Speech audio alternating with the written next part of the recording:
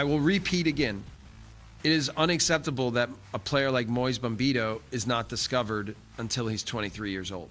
Like, that's because his talent is I've coached some of the best center backs in the world, and this is what I told him. I've coached Upamecano, Konaté, Gvardiol. And his talent level is in that category. There he was, Jesse Marsch, Canada's head coach, in Montreal on Tuesday addressing Moise Bombito, a player, like he said, never participated in a Canada youth team and made his Canada debut as a full senior international at the age of 23. Wheeler, Wilson, Conway with you. Those comments created quite a stir. It got quite the reaction. And I think it got people talking about, okay, what is the issue in terms of development and realizing true talent in this country? Jordan Wilson, you obviously grew up playing in this country. You went and played abroad as well, and you experienced the Canadian system firsthand. Is Marsh absolutely right in what he says? And if so, where are the breakdowns? Where are those gaps that need to be filled? He is right. I mean, but I think looking at that as well, the three players that he just named that top center backs in the world have been in a pro setup since they were young, since they were kids. Right? And that's just not the case here in Canada. The country that we all love, this beautiful country, is different. There's kids that are playing club, academy. There's basically, what I'm trying to say is there's so many ways that players can slip through the cracks.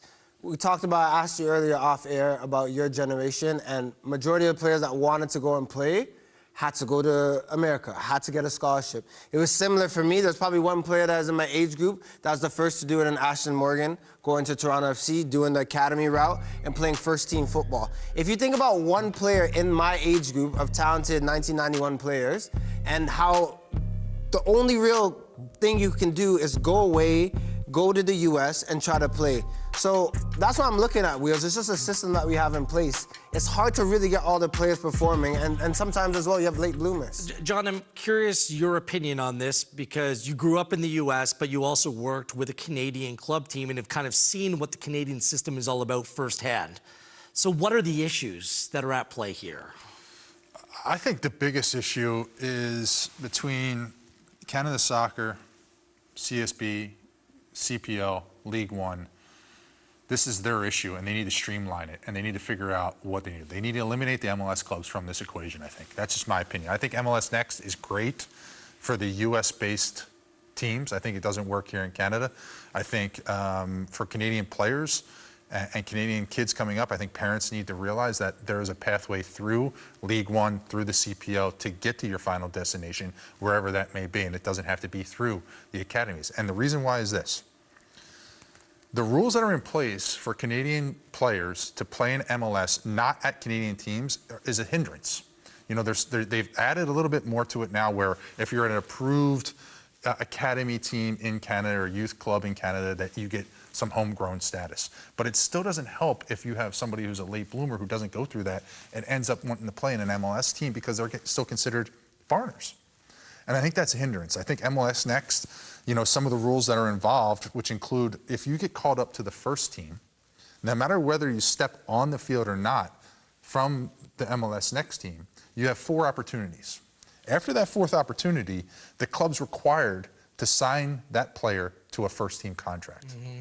So if you're on the cusp of hitting 4, or you hit 4, then guess what? You're never going to be involved with the first team again. They're just going to leave you back, and it doesn't work. My other problem is a lot of times when these teams, in my experience, you bring up second team players, and a lot of times they're not being developed. They're being used as extra players for drills, for teams that go against to prepare the first team. And that's not developing. I think if Canada Soccer, CPL, CSB, League One, find a way to streamline that and really work on the development, really say this is what we're doing through these stages so that you can move these players to the CPL and develop these guys, the Canada Soccer program is going to explode. Right. I mean, in the past, it used to be the provinces, it was under their kind of domain to go and allocate the top players in each province, and then that would filter up to the national team where players were missed. Like in my generation, it was Owen Hargreaves. Like players who I'm really good friends with, who are good players, were preferred to Owen Hargreaves. So somewhere, talent like Hargreaves, Bombito, are being overlooked for whatever reason. We always used to blame politics or proximity. Now it just seems there's a divide. There's so many clubs and so many teams and so many individuals with their own priorities, and there's no alignment in the best way to get from point A to point B. And look, there are scouts that see players like Bombito or see players like Matusla or whoever it is and say, you know what, this is a player, MLS clubs you should be taking a look at. For some reason, they don't get offered first-team contracts, John.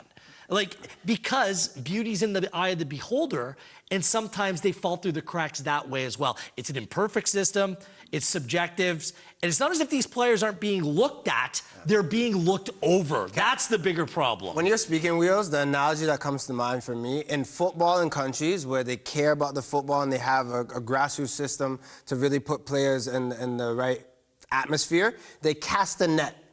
And they're getting all that. There's a bunch of fish again. You know what we do in Canada? Line. I don't fish, so hopefully that was a decent. You're trying to get that one big fish. You know how many little other fish that you need to really go? And that's what's happening right now. We're going and looking at a national team, and you're trying to get that diamond in the rough at 15, 16. That might not be the complete player. It's about casting a net and getting a wider variety for sure. I don't mind there being different pathways, by the way, because players like Buchanan and Larea, we can go down the list, did so by going to the United States and having that opportunity, getting a scholarship and getting an education and moving forward that way. But this is more of an alignment at a youth level. This is something that was part of John Herdman's portfolio when he was the head coach of the Canadian men's national team, but he handed it off because he was too busy on trying to get that team focused on making it to the World Cup. We need roles within Canadian soccer that are bringing this together, and why wouldn't they work in conjunction to the umbrella that's being built right now? That's why you said, you know, you might need to bypass the MLS clubs. They'll always be enticing the young players because of facilities and the potential and promise. But at the end of the day, the hard work, what's going to be done at the League One level across this country is going to be the breeding ground for the next generation of players. Absolutely. It has to be, John. Absolutely. That for me is the talking point here. Canada Soccer needs to, as you said, align everybody that goes through League One so that is the development structure. That's where you're going, and then you can go off from there. But it has to come from Canada Soccer. Provinces have to get in line. All the clubs have to get in line. There has to be a methodology of how they're going to do it. And I think right now, and you brought up agents, and agents get in the way of this, right? Like, you know, I think too many players listen to agents or hear agents who don't really have the best interest of what they're going for, and they just want to make their money. And I think I've seen it in plenty of cases where the agents are chirping in their ears of players and making them believe and not fulfilling their development and feeling like they're farther ahead than what they are. And I think that's a problem as well. But I think, again, I go back to Canada Soccer really needs to step in and really streamline this. We got to move this forward, but just look at our MLS teams. I didn't like how both Vancouver and Toronto FC in the Canadian Championship played the minimum of 3 Canadian players. And in both scenarios, there's a backup goalkeeper playing.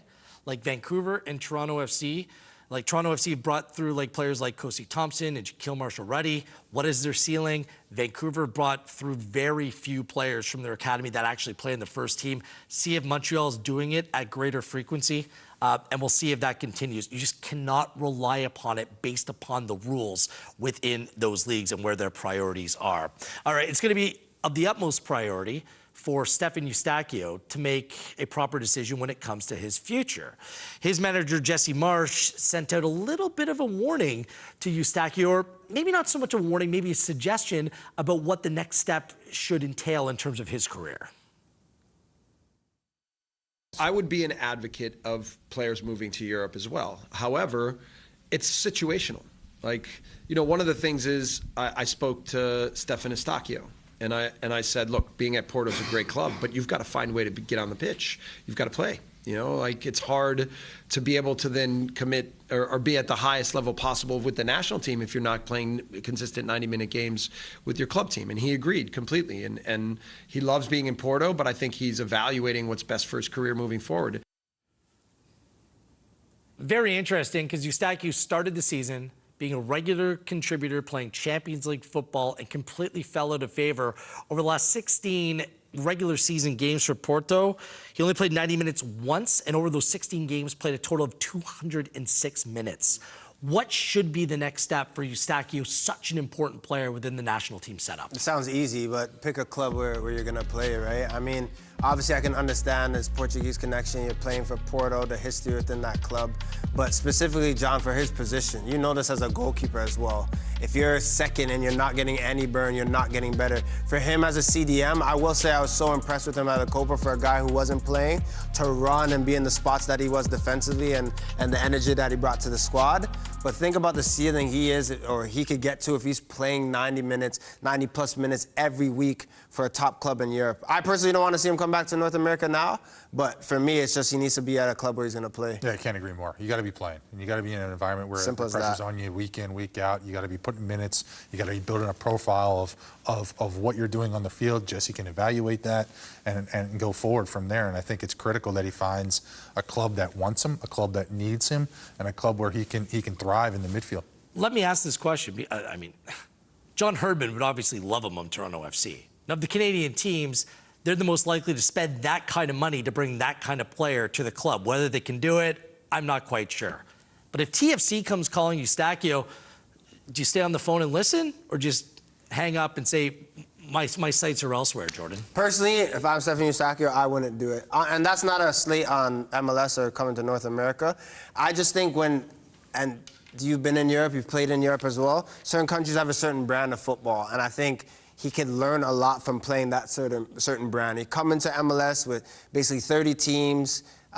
It could be a bit of a grind, and of course he could handle it, but I just think he would thrive in a different environment. Very interesting stuff. Eustaquio, top player. Whether he stays or whether he goes, I'm sure he's going to do what's best for him and his family, whatever that next step looks like.